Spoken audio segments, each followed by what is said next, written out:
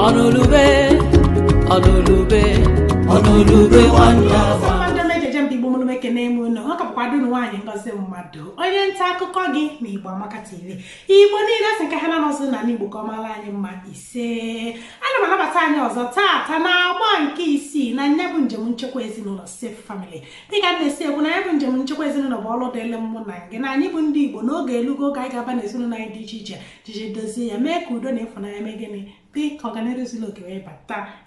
na nya bụ njem anyị akụrụ ọgụgụ n'ife bụ ezinụlọ kwuo ka ezinụlọ Igbo si wee dị anyị ekwugo ihe mere na ezinụlọ Igbo ji wee mee gịnị ji wee ka mma karịa nke anyị na-agụta n'akwụkwọ anyị ekwugo ọghọm ahịa dị na ịpraktisi